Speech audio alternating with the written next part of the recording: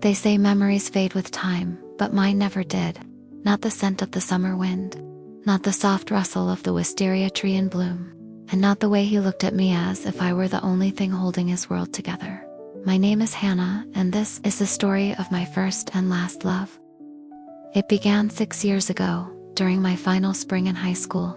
The world was already changing, stretching toward adulthood, but I wasn't ready. I was the quiet girl in class, the one who always sat by the window, doodling clouds in her notebook and wishing real life felt more like the stories I read.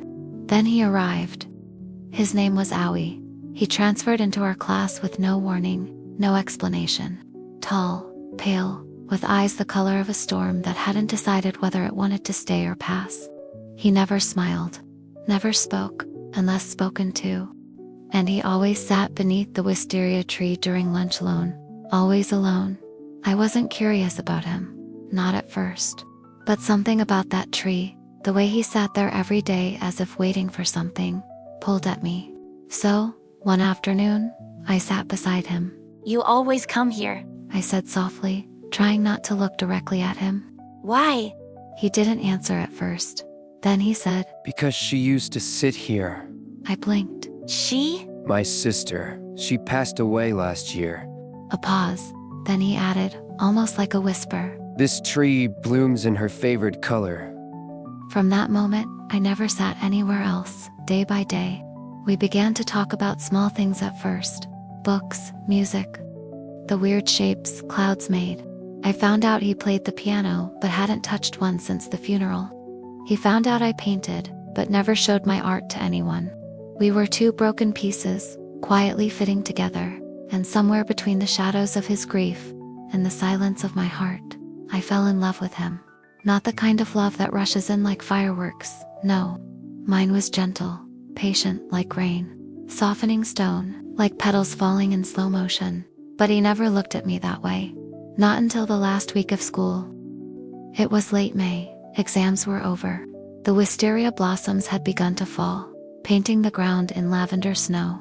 We sat beneath the tree, like always, and I gathered the courage to ask him something I'd held back for months. Do you believe some people are meant to find each other? He didn't answer, just stared at the sky, like he was afraid of what I might say next. I think I was meant to find you. I said. Even if it's just for this season. He turned to me, slowly, and for the first time he smiled. I think you're the reason I made it through this year.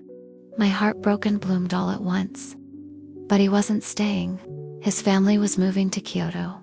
He told me the day before graduation. I didn't cry. I simply nodded. Promise me something, I said, placing one of my painted bookmarks in his hand. Someday, when the wisteria blooms again, come back, just once. He looked down at the bookmarker purple sky, a silhouette of a boy beneath a tree. I promise.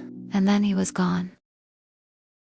The years moved forward like waves pulling me along. I moved to Tokyo, studied art, worked in cafes, painted when I could. But every spring, when the wisteria began to bloom, I returned to that tree. And every year, he wasn't there. Still, I waited. Always alone, always hoping, until this year. It was late afternoon, the sun warm on my back, the blossoms in full bloom. I had just stood to leave, thinking perhaps this was the last time I'd wait for him. But then I heard it, footsteps. I turned, and there he was, older now, taller, but with the same storm-colored eyes and a smile that remembered everything. I'm sorry. He said, breathless. I promised. I just wasn't ready. I stared at him, heart trembling. And now? He stepped closer. Now I am. He took something from his coat pocket, my bookmark. Faded, edges worn. I've kept this all these years. He said. Every spring I wanted to come. But I was afraid you'd moved on. That maybe I meant less to you than you did to me. You were always everything, I whispered. He reached for my hand, and under the wisteria blossoms, we became something we never got the chance to be. Whole. Thank you for watching. Please subscribe for more.